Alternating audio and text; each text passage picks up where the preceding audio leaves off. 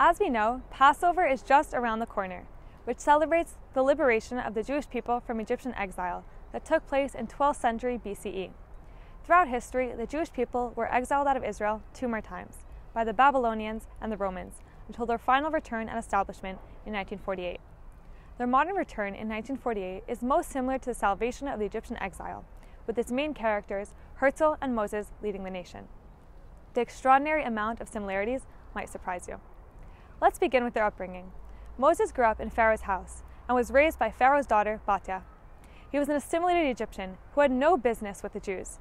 He even looked like an Egyptian, because later, when he saved Yittro's daughters from the Midianite shepherds, they went home and told their father, "An Egyptian man has saved us from the shepherds." Herzl grew up in Budapest and Vienna at the end of the 19th century, a time full of emancipation and liberalism. His parents were fully immersed in German aristocratic culture and did not associate with the Orthodox religious Jewish community. Herzl was a playwright, a man of the theater, and a journalist covering the European political scene. Given their upbringings, both men easily could have stuck to what they've always known and never become involved with the fate of the Jews. So what sparked their interest in the Jewish people? That is a matter of character. It appears that they both contain an innate sense of Jewish identity, a hatred of injustice, and a desire to help the downtrodden. Throughout Moses' journey to leadership, he involves himself in multiple fights that do not concern him. Once when the Egyptian was beating a Jewish slave, once when a Jew was quarreling with another Jew, and once when Yittro's daughters was saved from the Midianite shepherds. In all these instances, Moses is raised to defend the downtrodden. Similarly, when Herzl attended the University of Vienna, he left the Albia fraternity, of which he was a member, due to their hosting a memorial event in honor of Richard Wagner, a famous composer and raging anti-Semite, who Adolf Hitler adored. Somehow, Herzl had some sense of Jewish identity that did not allow him to swallow his pride and attend the event. In 1894, Herzl wrote in his play, The New Ghetto, that depicts how even though the Jews in Western Europe were fully emancipated and had seemingly equal rights, there still stood the walls of an invisible ghetto, for Jews were still not being treated as peers, always as outsiders.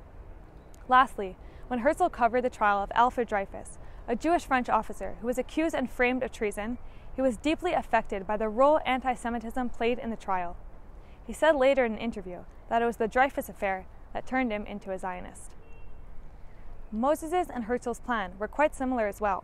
They both planned to beseech the main powers of the world at the time to let my people go and establish independent rule in the Promised Land.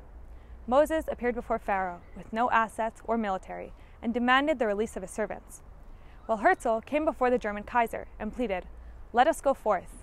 We are aliens here. They do not let us dissolve into the population, and if they let us, we would not do it. Let us go forth."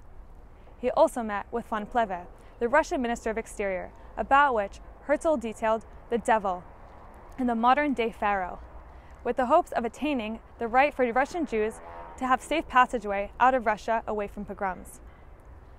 Not only did Moses and Herzl receive pushback from their respective world leaders, but they were also doubted even by their own people.